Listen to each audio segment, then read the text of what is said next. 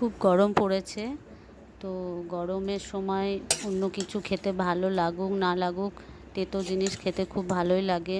যেমন নিমপাতা বেগুন দিয়ে ভাজা, উচ্ছে শুক্তো। তো আজকে আমি দুপুরে মেনুতে শুক্তো করে নিয়েছি, তো সেই রেসিপি তোমাদের সাথে শেয়ার করছি। শুক্তোটা একটু অন্য ধরনের আজকে করেছি। অন্য দিন একটু সিম্পল করি, আজকে একটু আবার আলাদা করেছি। তো চলো, নমস্কার সবাইকে। সবাই কেমন আছো? গরমে সবাই ভালো থাকবে, সাবধানে থাকবে, প্রচুর প্রচুর জল খাবে। তো আজকে শুক্তোটার রেসিপিটা তোমাদের সাথে শেয়ার করছি। শুক্তো খেতে কিন্তু আমার তো ভালোই লাগে, বাঙালিদের প্রিয় শুক্তো। এটা ভালোই লাগে, দুধ দিয়ে করেছি আজকে শুক্তোটা। চলো সেই রেসিপি তোমাদের সাথে শেয়ার করছি। তো শুক্তোর সাথে আমি এখন তোমাদেরকে যেটা দেখাচ্ছি সেটা মশলা গুঁড়ো করে রেখেছিলাম, সেটা জাস্ট মিশিয়ে দিয়েছি আর ঘি দিয়ে মিক্স করে নিলাম। আর সামান্য বড়ি আগেই দিয়েছিলাম, আবার একটু বড়ি রেখে দিয়েছি ডেকোরেশনের জন্য, সেটাই দিয়ে দিলাম। চলো, শুক্তো রেডি হয়ে গেছে। শুক্তোতে কী কী লাগছে তোমাদেরকে চলো দেখায়। তো আলু কেটে নিয়েছি, গাজর কেটে নিয়েছি, কাঁচকলা মাস্ট, আর উচ্ছে তো আছেই, আর সজনে ডাঁটা আছে, আর বেগুন তো মাস্ট। আর মশলাটা কি দেব, মশলাটা কি কি করব সেটা দেখে নিচ্ছি। সাদা সর্ষে দেব, আর জিরে দিয়েছি, ধনে দিয়েছি, গোলমরিচ দিয়েছি 2-3টে, এলাচ দিয়েছি, ছোট এলাচ, দারচিনি দিয়েছি, আর রাঁধুনি দিয়েছি, শুকনো লঙ্কা দিয়েছি, মেথি দিয়েছি। এই মশলাগুলো সবগুলোই ভেজে নেব। আর হাফ কাপ মতো দুধ নিয়েছি, আর বিউলির ডালের বড়ি আছে। বড়ি ছাড়া তো শুক্তো হবেই না, ভালোও লাগবে না। তো প্রথমে মশলাটা ভেজে নেব। প্রথমে লঙ্কাটা দিয়ে দিই। লঙ্কাটা যেহেতু ওই মশলাগুলো তাড়াতাড়ি ভাজা হয়ে যাবে, পুড়ে যাওয়ার চান্স থাকবে। গ্যাসটা একদম প্রথমে ফার্স্টে হাই ফ্লেমে করে গরম করে নিয়েছি কড়াইটা, তারপরে গ্যাসটা একদম সিম করে দিয়েছি। লঙ্কাটা একটু ভেজে নিয়ে তারপরে ওই মশলাগুলো দেব। তো আমার রেসিপি যদি তোমাদের ভালো লাগে অবশ্যই সাবস্ক্রাইব করে পাশে থাকবে, আর কমেন্ট করে জানাবে যে রেসিপিগুলো ঠিক হচ্ছে কি না। আর যদি কোথাও ভুলও হয় সেটাও জানাবে, তাহলে আমি খুব খুশি হব। আর যারা আমার নতুন বন্ধু তারা অবশ্যই পুরো ভিডিও দেখে সাবস্ক্রাইব করে পাশে থাকবে। আর যারা পুরনো বন্ধু তাদেরকেও অবশ্যই রিকোয়েস্ট করব রেসিপিগুলো দেখো, তাহলে ভালো লাগবে। মশলাগুলো ভাজা হয়ে গেছে, আমি এগুলো এবারে গুঁড়ো করে নেব, মিক্সিং জারে গুঁড়ো করে নেব, তাই ঠান্ডা হতে দিয়েছি। প্রথমে সব সবজিগুলো আস্তে আস্তে ভেজে নিই, তার আগে বড়িটা ভেজে নিই। বড়িটা ভেজে তুলে দেব। আমাদের এখানে মেদিনীপুরের বড়ি বিখ্যাত, বড়িটা খুব সুন্দর পাওয়া যায় এখানে। তো যে কোনো বড়ি, বিউলির ডাল, মটর ডাল, ছোলার ডাল, এসবের বড়ি অনেক পাওয়া যায়। আর এখানে বিখ্যাত গয়না বড়ি, তোমরা সবাই জানো। তো বড়িটা ভাজা হয়ে গেছে, এবারে উচ্ছেটা ভেজে নিচ্ছি। উচ্ছেটা হালকা ফ্রাই করে নিচ্ছি। দেখো, শুক্তোর উচ্ছে যদি পুরো তেলে ছাঁকা হয় তাহলে কিন্তু উচ্ছের গুণটা চলে যাবে। উচ্ছের গুণটাও রাখতে হবে, আবার হালকা তেতো ভাবটা একটু কমাতে হবে। আমার তেতো ভালোই লাগে, কিন্তু ঘরে সবাই অত তেতো হয়তো পছন্দ করবে না, সেই জন্য হালকা ভেজে নিচ্ছি। একটু সামান্য নুন দিয়ে দিলাম যাতে উচ্ছেটা সিদ্ধও হয়ে যায় আর ভালো করে ভাজাও হয়ে যায়, তরকারিটা হতে যাতে সময় না লাগে। সেই জন্য সব সবজিগুলো আস্তে আস্তে ভেজে নেব। তো আমি অনেক দিন ধরে, কয়েক মাস ধরে লাইভ করতে পারছি না, একটু অসুবিধা হচ্ছে। তো আমার ভিডিওগুলো যাদের যাদের কাছে যাবে তারা অবশ্যই ভিডিওগুলো দেখে একটু কমেন্ট করে জানাবে, তাহলে খুশি হব। যেহেতু আমি লাইভ করতে পারছি না সেহেতু ওয়াচ টাইমও বাড়ছে না, তাতে কোনো অসুবিধা নেই। আমি নিজের মতো কাজ করছি, যখন লং ভিডিও দেওয়ার টাইম পাই তখন অবশ্যই ভিডিও করছি, করে দিচ্ছি। আর যখন টাইম পাচ্ছি না ছোটো ছোটো শর্ট ভিডিও করে দিই। তো তোমরা একটু শর্ট ভিডিওগুলো দেখবে আর লং ভিডিওগুলো একটু দেখবে, এটা আমার রিকোয়েস্ট। তোমরা যদি পাশে না থাকো তাহলে এগিয়ে যেতে পারবো না। আশা করি সবাই ভিডিওগুলো দেখবে, তাহলে খুশি হব। বেগুনটাও ভেজে নিলাম, আবার তেল দিচ্ছি। সামান্য সামান্য করেই আমি তেল দিচ্ছি, যাতে এক গাদা তেল দেবো না, স্বাস্থ্যের প্রতিও খেয়াল রাখতে হবে, সেজন্যে তেলটা একটু বারবার দিয়ে দিয়ে ভেজে নিচ্ছি। এবারে বাকি সবজিগুলো দেবো, আলুটা আর গাজরটা ভেজে নেব।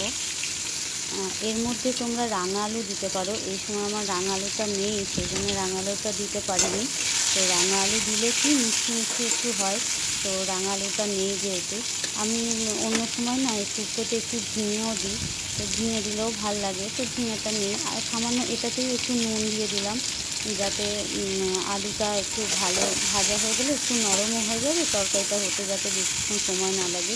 একটু লাল করে ভেজে নিলে হবে। কাঁচকলাটাও এর মধ্যে দিয়ে দিয়েছি, কাঁচকলা আর গাজর আর আলুটা একসাথে ভেজে নিলাম।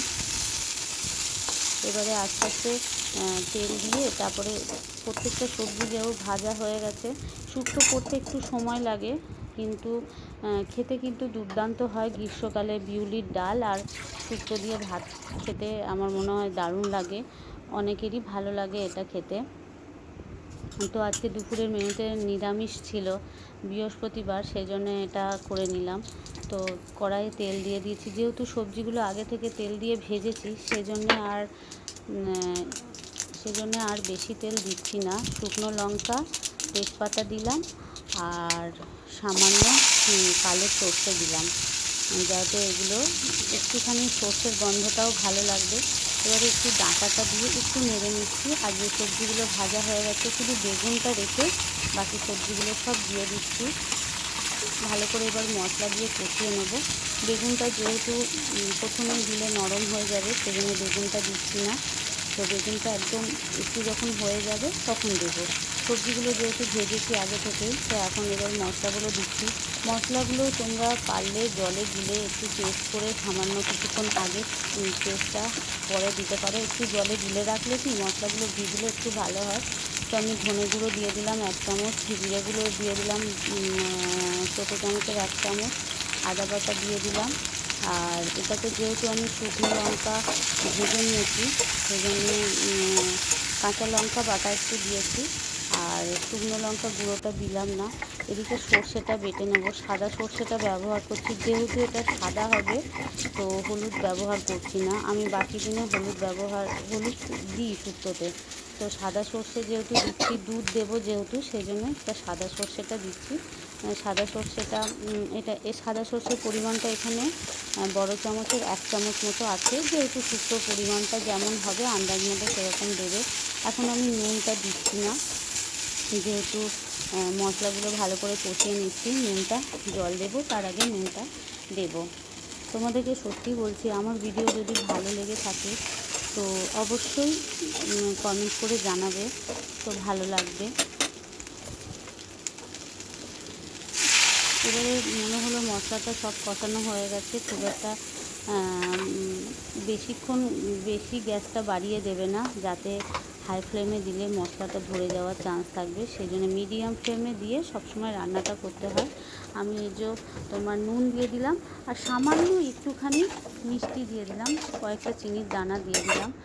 তো শুক্তোতে একটুখানি চিনি দিলে ভালো লাগে। আমি এটা সামান্য 1 গ্লাস মতো জল দিয়ে সিদ্ধ হতে দিয়েছি।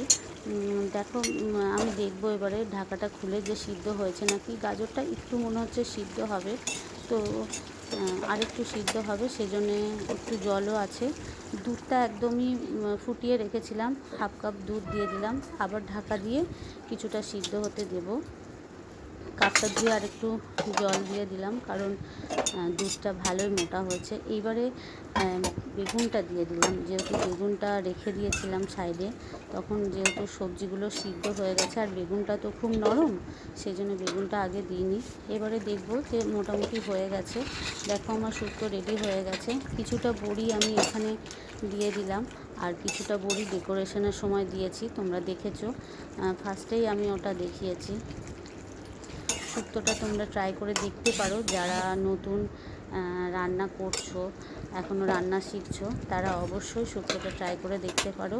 আর সামান্য একটু ভাজা মশলা এখন দিচ্ছি, আবার সামান্য একটু ভাজা মশলা পরে নামানোর সময় দেব, কারণ যাতে গন্ধটা থাকে। ভাজা মশলার গন্ধটা খুব সুন্দর লাগে শুক্তোতে, এই ভাজা মশলাটাই কিন্তু মেন। আর সামান্য ঘি দিয়ে দিলাম, এখন ঘি দিয়ে নাড়িয়ে নিয়ে একটুখানি চাপা দিয়ে রেখে দেবো, তারপরে বাটিতে সার্ভ করব।